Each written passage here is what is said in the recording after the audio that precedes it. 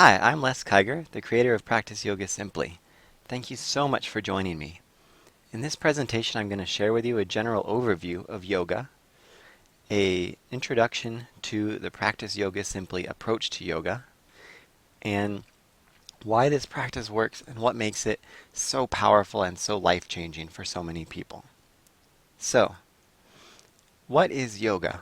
When most of us think of yoga, we think of smiling, beautiful, thin people all doing these wonderful postures and these amazing movements and this kind of thing. And that's one aspect, one facet, one piece of yoga and of the yoga world. But that's a pretty narrow definition right there. And what I want to do is really expand the way that we think about yoga. So, yoga is a complete practice for strengthening and suppling the mind, body, and the spirit. So, that definition that we sort of started with is really just a very narrow definition of strengthening and suppling the body.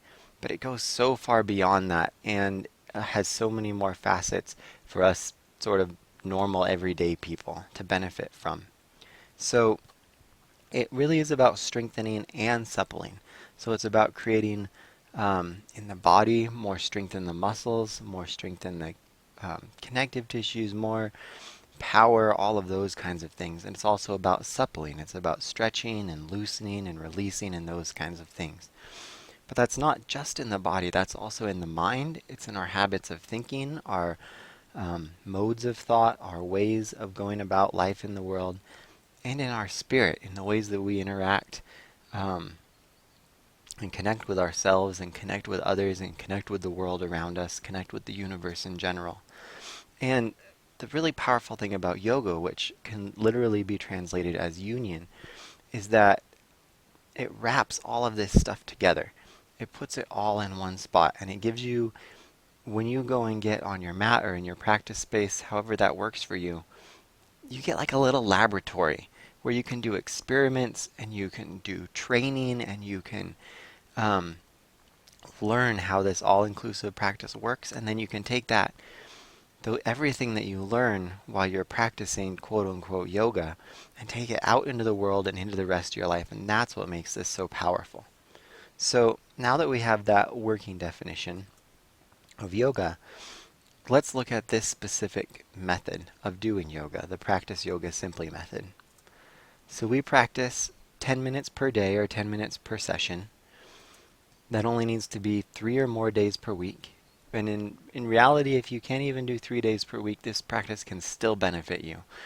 In my experience, there's kind of an inflection point at 3 days a week where stuff starts to change and shift a lot more quickly.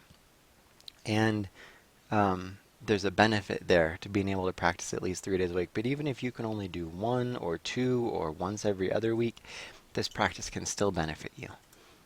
And that's it. There's no part 3 to it. So, how can 10 minutes a day matter?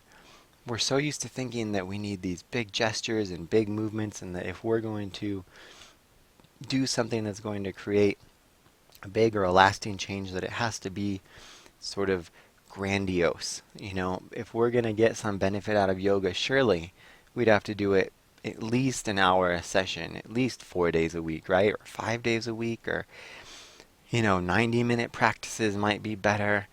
And I'm here to tell you that it's actually, for most people, I think the opposite of the case. Because what happens when we think that we have to make that kind of a grand commitment, it oftentimes stops us from even getting started. Or almost worse than that, we'll start and then we won't be able to maintain that huge of a shift. Fitting some practice like this into your life is it takes some adaptation. Other things have to shift around it. And if you try and put in this huge wedge of this big practice that you feel like you have to do to get started or even to maintain your practice, there's a lot of negativity that can come up there, and you can really self-sabotage that way. And this practice is only 10 minutes a day. A lot of people who practice it will do other practices, or they'll practice multiple times in a day, but that's all because as this practice gets going, then you start to want and crave more and more. But we start with the 10 minutes a day because the 10 minutes a day is enough when you practice consistently over time. And it sets you up for success. And if you're successful, you'll continue to be successful. You'll feel successful. You will act like a person who is successful in this practice instead of getting caught in these negative patterns. So there are two reasons why, in addition to all of that, that only 10 minutes a day can actually make big shifts. And those two reasons are keystone habits and the relaxation response.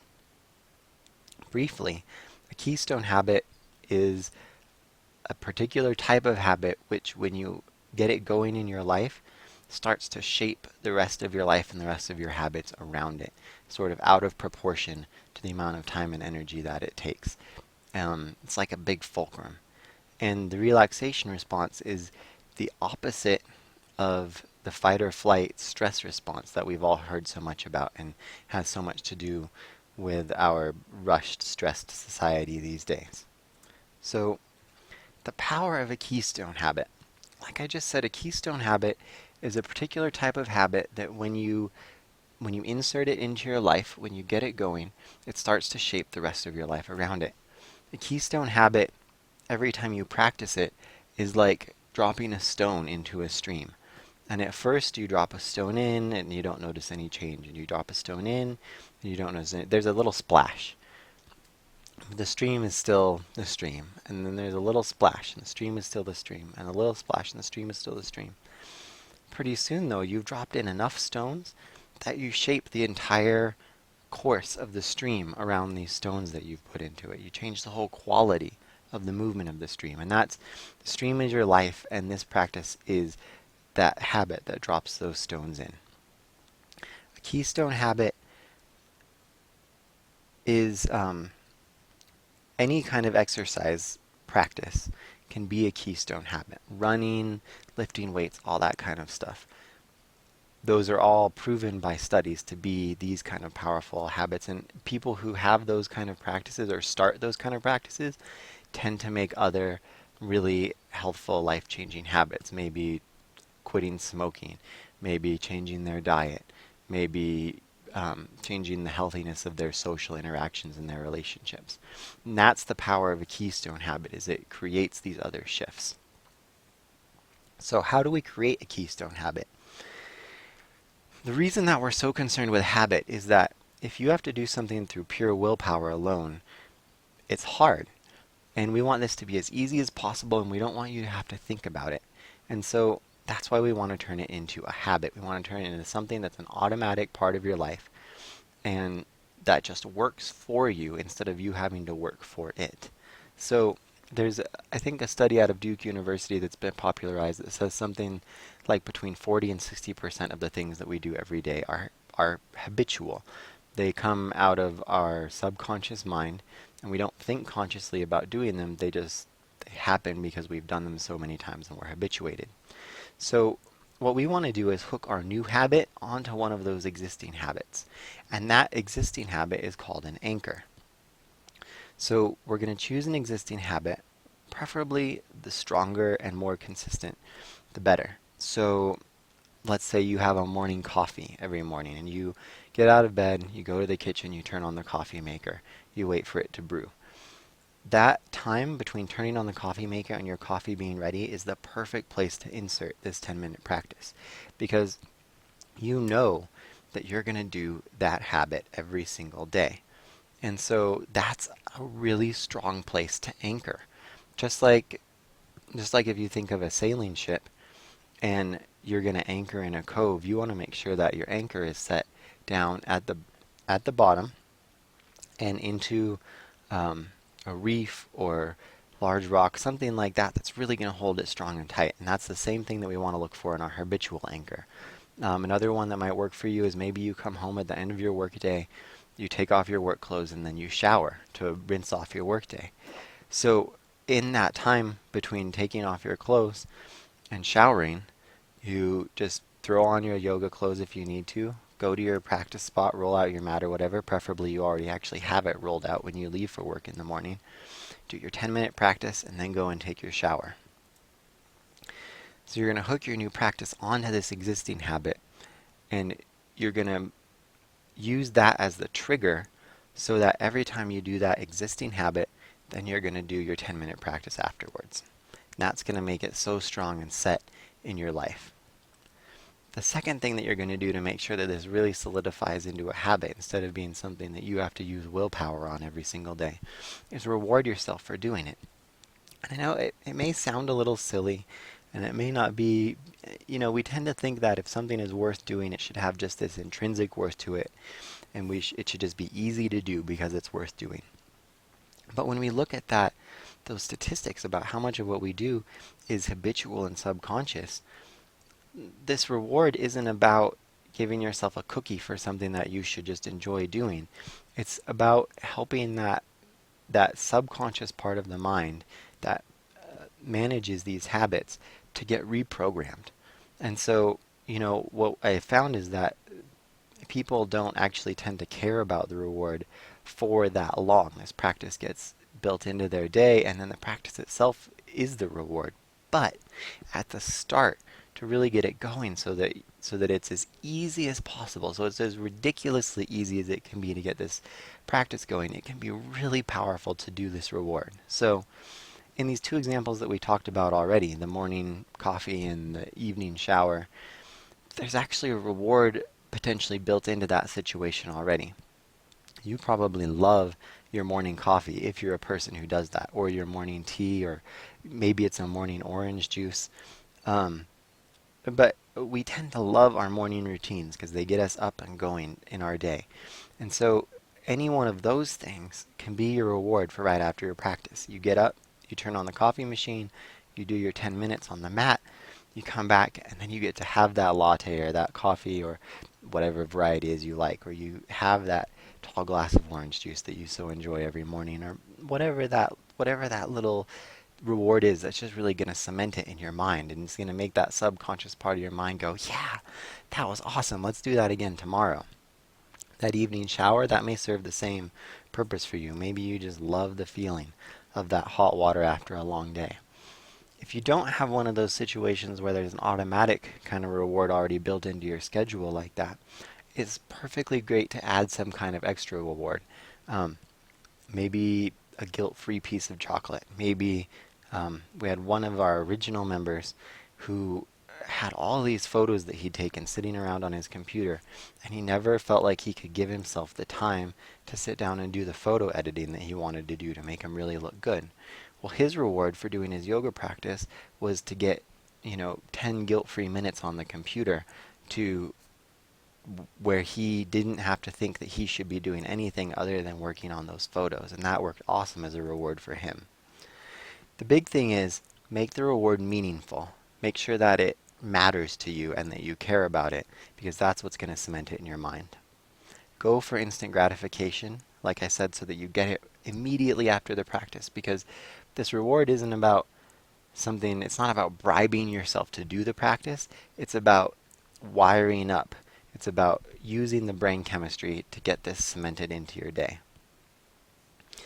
And the third thing, which wasn't on my original, 2 reasons that this practice works, but is that it's important to practice for a purpose. So you want to decide on at least one really strong reason that you're doing this for yourself. Maybe you rush around all day, making lunches, driving the kids to school, taking care of everybody else, and you really just deserve 10 minutes of quiet to yourself.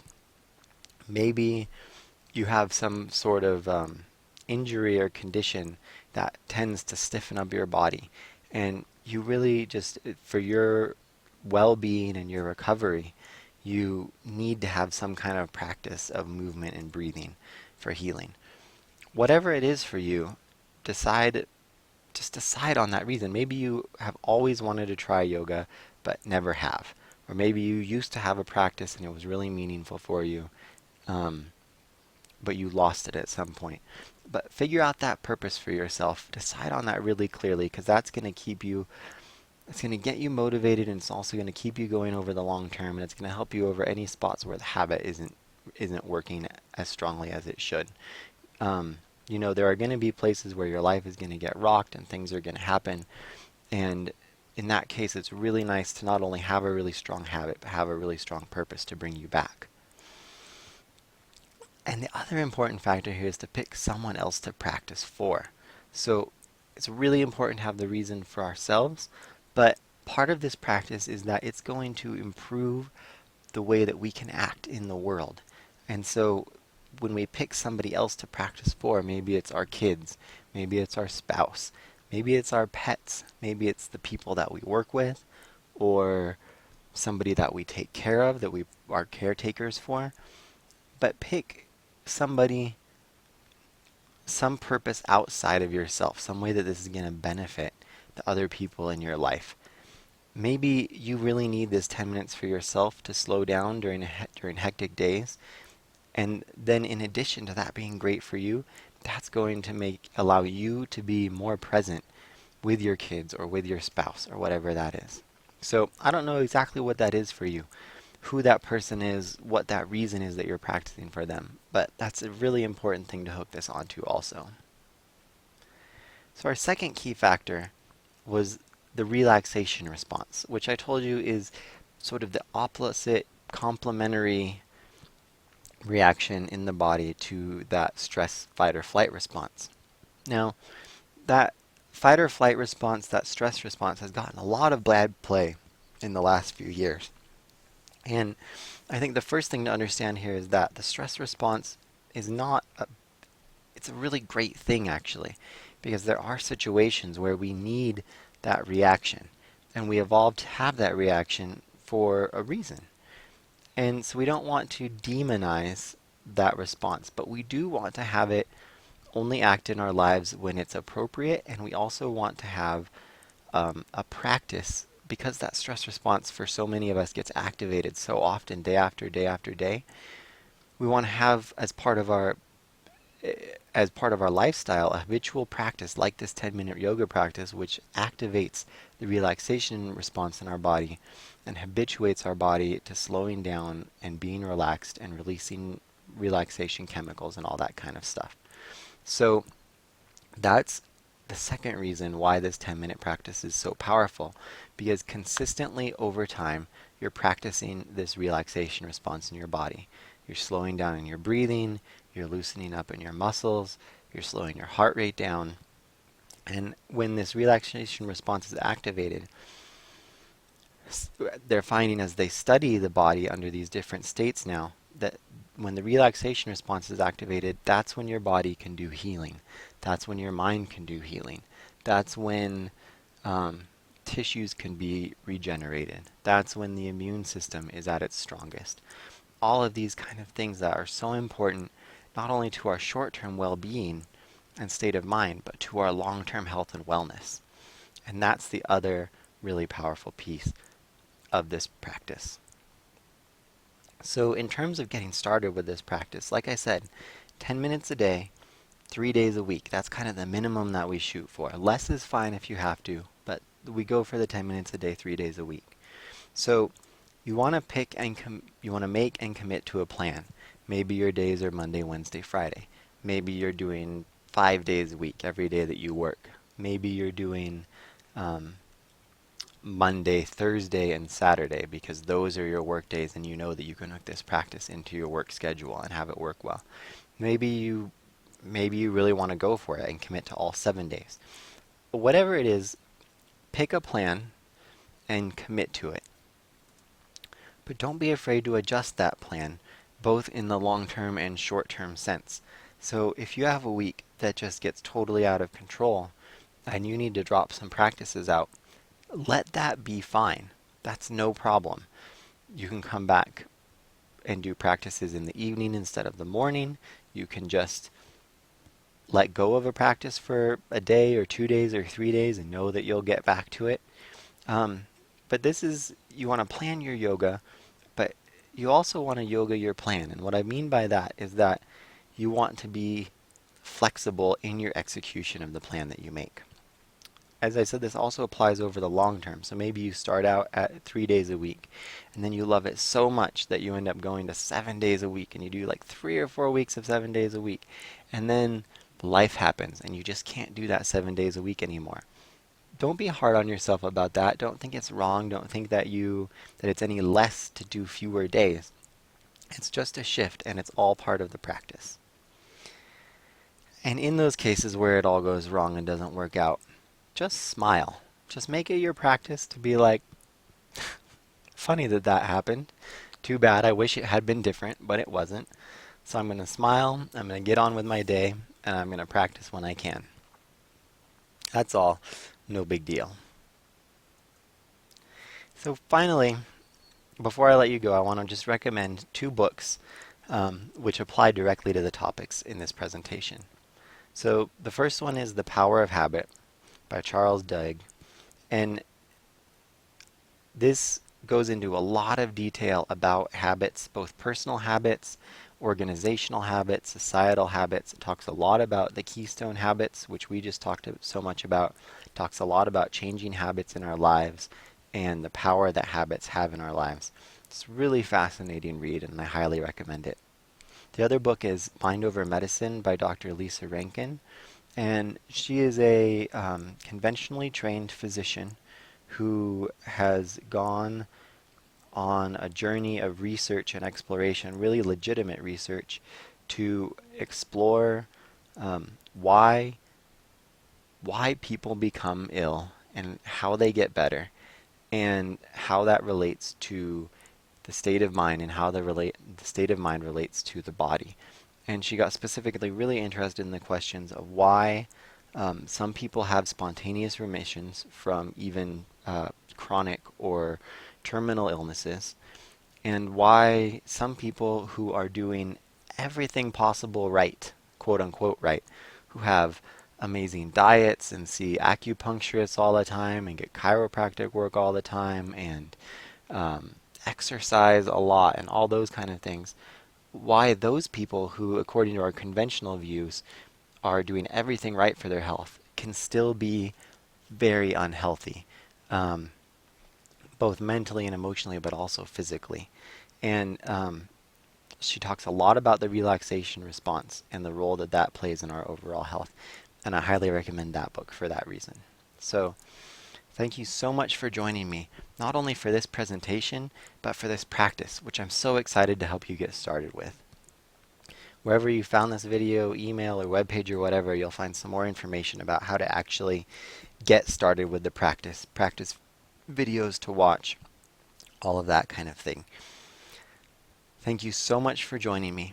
Thank you so much for your interest in practicing yoga simply. I hope that you have a great day and this practice serves you. Namaste.